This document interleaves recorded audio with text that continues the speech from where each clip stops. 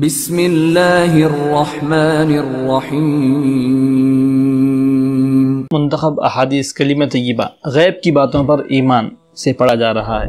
حدیث نمبر 124، حضرت ابو ہریرہ رضی اللہ عنہ سے روایت ہے کہ رسول اللہ صلی اللہ علیہ وسلم نے ارشاد فرمایا، طاقتور مومن کمزور مومن سے بہتر اور اللہ تعالیٰ کو زیادہ محبوب ہے،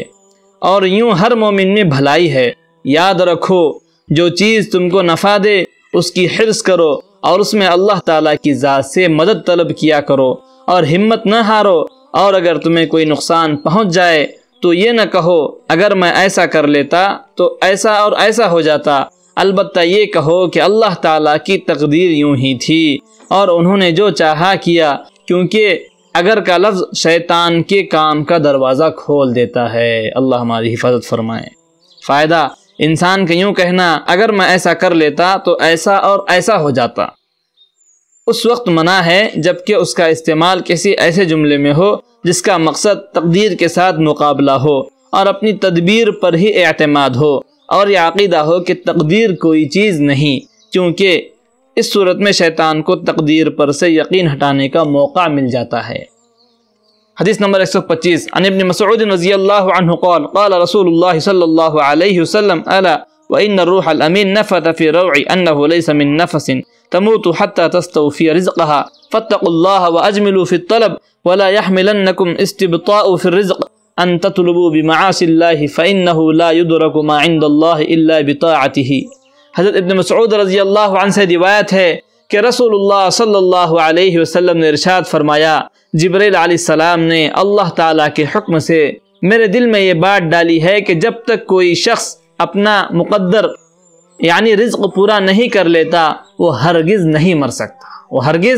مر سکتا، لہٰذا اللہ تعالیٰ سے ڈرتے رہو اور رزق حاصل کرنے میں صاف ستھرے طریقے اختیار کرو، ایسا نہ ہو کہ رزق کی تاخیر تم کو رزق کی تلاش میں اللہ تعالیٰ کی نافرمانی پر آمادہ کر دے، کیونکہ تمہارا رزق اللہ تعالیٰ کے قبضے میں ہے، اور جو چیز ان کے قبضے میں ہو وہ صرف ان کی فرما برداری ہی سے حاصل کی جا سکتی ہے۔ حدیث نمبر 126، عن عوف بن مالک رضی اللہ عنہ ان النبی صلی اللہ علیہ وسلم قضى بین رجلین فقال المقضی علیہ لما ادبر حسبی اللہ ونعم الوکیل، فقال النبي صلى الله عليه وسلم إن الله تعالى يلوم على العجز ولكن عليك بالكيس فإذا غلبك أمر فقل حسبي الله ونعم الوكيل۔ ابو داؤد کی روایت ہے، حضرت عوف بن مالک رضی اللہ عنہ روایت کرتے ہیں کہ رسول اللہ صلی اللہ علیہ وسلم نے دو شخصوں کے درمیان فیصلہ